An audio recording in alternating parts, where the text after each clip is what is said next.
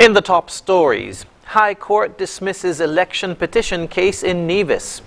Brazil calls for action against hate speech campaigns, and death toll climbs for migrant shipwreck in Italy. Hello and welcome to the ZIZ Midday newscast. Today is Monday, the 27th of February 2023. I'm Jason Davis. Nationally, the High Court in Nevis has ruled to strike out the election petition brought by the Nevis Reformation Party, or NRP, over alleged irregularities in the December 12 Nevis Island Assembly elections.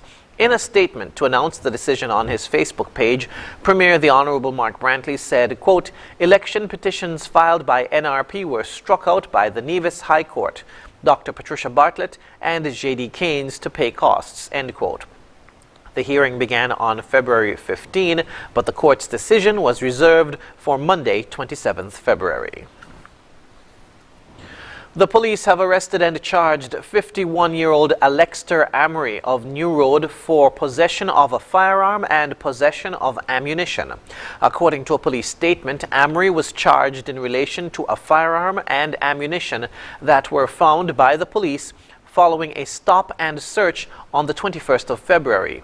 The police found one .22 caliber pistol and 14 .22 caliber rounds of ammunition and took them into custody. Amory was charged on the 22nd of February and has been remanded to His Majesty's prison. To date, 5 firearms have been taken into police custody.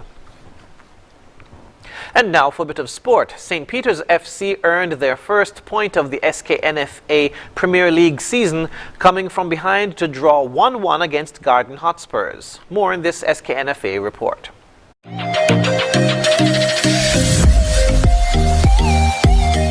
Only one match was played in the SKNFA Premier League on Friday night at the Newtown playing field. Hobson Enterprises, Garden Hotspurs and St. Peter's FC played to a 1-1 draw. Shervin Allen scored for Spurs in the 30th minute with his team dominating the first half. But in the second half, St. Peter's rose to the occasion and dominated possession, pressing for the equalizer. In the end, Shaveen Boston scored a stunning strike outside the area, giving St. Peter's a well-deserved equalizer. Spurs had a chance later to retake the lead, but missed the opportunity. St. Peter's coach Austin Deco Huggins said he told his players at halftime to press the ball in the attacking third in order to get back in the game. Well, I asked them to be more tactical. We needed to press more in the attacking third, force Spurs to come over the top because we're going to take them out the game. By doing that, they were able to build from behind in the early part of the game. So we were giving them too much space to play, comfortable. So we had to make some tactical changes, and that resulted into a more competitive game in the attacking third, and therefore we get the goal. Assistant coach of Spurs, Rohan Brown, said he was disappointed with the result. Yeah, it kind of stemmed from the first half. Maybe the players got a bit complacent. They were dominating the first half. We had ample chances, and after the goal, we had chances. We got in behind. We had opportunity to score. I don't know if the players get complacent. That's something we have to adjust on the training pitch on Monday. Disappointed. I'm dismayed. I think that the goal came after maybe St. Peter's second chance on goal. We had a chance also in the second half. It's disappointing. We expected the 3 points coming into the game. I think for the opportunities we had, the 3 points was needed, but you can't just say you deserve it. You actually have to get the 3 points. Disappointed, but again, we go from here, there's a point, and we move. This result gives St. Peter's their first point of the season.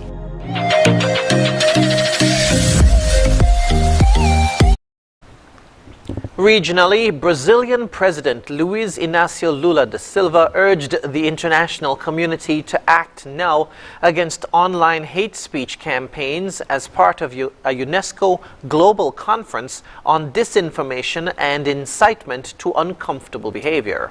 More in this Telesur report. During a UNESCO World Conference, the president made direct reference to the violent acts of January the 8th in Brasilia, when Bolsonaro's supporters broke into the headquarters of the 3 branches of government. The head of state emphasized that such acts were the culmination of a campaign started before, where they used lies and disinformation as an ammunition against democracy and the credibility of Brazilian institutions. Da Silva detailed that the conference is the beginning of a broad dialogue for the regulation and construction of a fair and balanced digital environment. In Guyana, Regional Chairman of Region 4, Daniel Siram, has lodged an assault report with the Betaverting police station following an incident with Regional Executive Officer Donald Gajraj captured on camera. Shamara Lane tells us more. Regional Chairman of Region 4, Daniel Siram, has made a formal report at the BV police station after allegedly being the victim of an assault by Regional Executive Officer Donald Gajraj. The Regional Executive Officer was seen on video snatching the microphone from Siram during the region's flag-raising ceremony on Wednesday. But what sparked the issue was when Siram offered Member of Parliament Cathy Hughes to offer a speech at the ceremony. In a statement, Siram called for Gajraj's resignation, noting that it was disrespectful and must be met with immediate corrective action. Quote, if the government does not take decisive action to reprimand and remove Gajraj from his position, it will only serve to confirm the suspicion that the much-touted One Guyana mantra is nothing more than a hollow slogan bereft of any real meaning, end quote. Meanwhile, the women's arm of the Alliance for Change, the Women for Change, condemned the REO's behavior. The disrespect for the Member of Parliament and a woman adopt as displayed by the REO can only be seen as indicative of his total contempt for women. To this end, the Women's Armed called on President Irfan Ali and his administration to instruct the REO to issue an apology to the Member of Parliament. Reporting for HGP 19 News, Shamar Allen. Internationally, at least 59 people were killed, including 12 children, when a boat carrying migrants to Europe crashed against rocks near the southern Italian coast. The latest tragedy in one of the world's most dangerous migrant crossings. Here's more. Pieces of boat wreckage washed ashore on Italy's southern coast on Sunday. Small signs of the disaster that unfolded before dawn, when a boat carrying migrants crashed into rocks and sank in rough seas, leaving at least a dozen children dead, as well as scores of others, according to authorities. A baby, only a few months old, was among the first ones recovered, according to an Italian news agency. Italian police said the boat set sail from Turkey about 4 days ago. Survivors said the boat may have been carrying as many as 200 people, from countries including Afghanistan and Iran.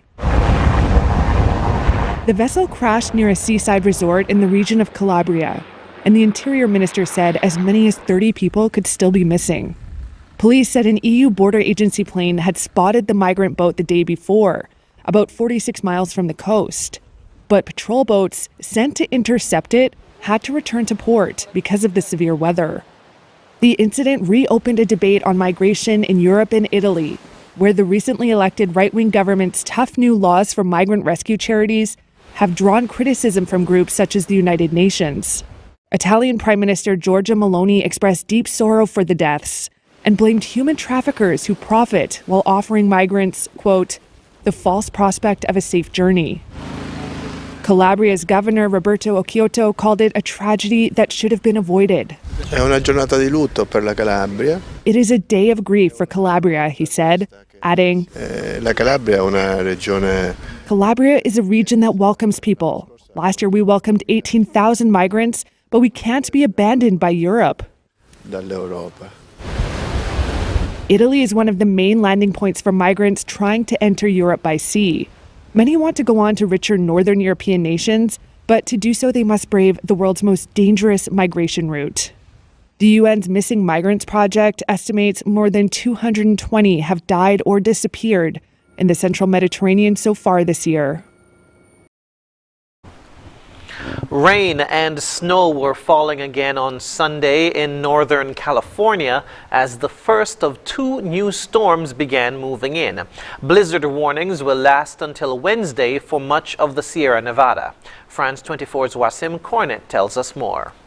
Here in Northern California, it's already been an exceptionally snowy winter, and it is far from over. A blizzard warning is in effect for the mountains in the Lake Tahoe area until Wednesday morning. Authorities are telling people to stay home, stay off the roads, because up to 3 meters of snow are forecast to fall over the next 48 to 72 hours. So these walls of snow around me, well, they're about to get much bigger. Meanwhile, the focus for the past few days has been Southern California, heavy rain and flooding in and around Los Angeles, tens of thousands of people without power, and evacuation orders issued for the risk of landslide. But the main story there was also low elevation snow. We saw a dusting of snow on the Hollywood sign. That's not something you see every day. And much higher up in the mountains, of course, is huge amounts, up to 2 meters of snow, and the first blizzard warning in that area since 1989. So this is all great news for drought-stricken California. Back in October, at the beginning of the wet season, more than 40% of the state were experiencing extreme or exceptional levels of drought. That's levels 4 or 5 out of 5.